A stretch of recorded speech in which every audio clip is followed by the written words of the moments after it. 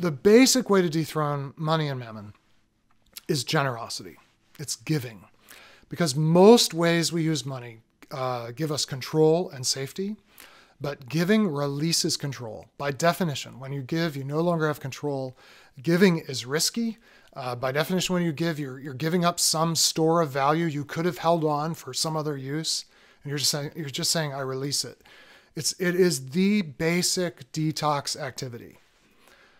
The Christian church has often taught a kind of principle of tithing on income, and I think that's a really good thing, though I think many of us should probably aim for a higher percentage than 10. I just want to say what has been absolutely transforming for my own life and our family in the last 10 years is twice now we have felt God leading us to tithe, not on our income, which we continue to do in a graduated way, but to tithe on our assets. So we calculate our net worth, all the things that are entrusted to us that we know how to value, and we find a way to liquidate 10% of that and give it away to the purposes of God and his kingdom and the good of our neighbors.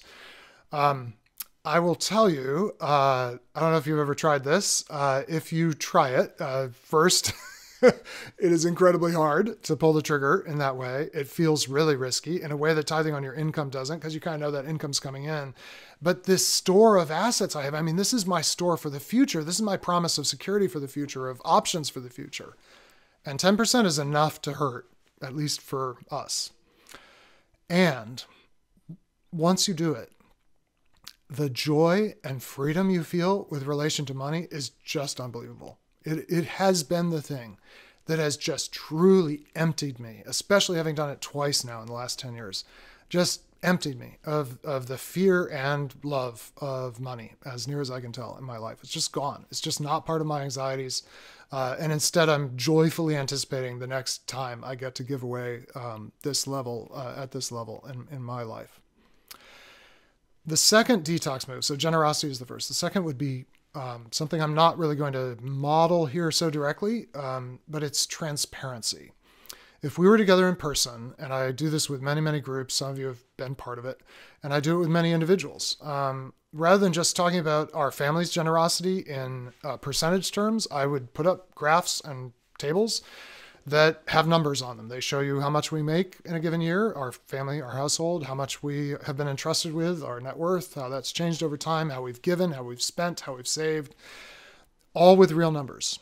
And when I do that consistently, people say, I have never, ever heard a fellow Christian outside of some kind of confidential fiduciary relationship tell me how much they have and how much they make.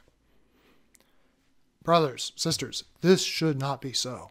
This secrecy that we have around these numbers that are the most immaterial thing about our lives is a sign that mammon has its grip on us. And a very powerful way to detox is to open up your books, not in a willy-nilly way, and I don't do it when it's virtual and online because it's severed from relationship right now. But in any kind of relationship, I'm happy to share the complexities of what God has entrusted to our family and how we're trying to be faithful with it.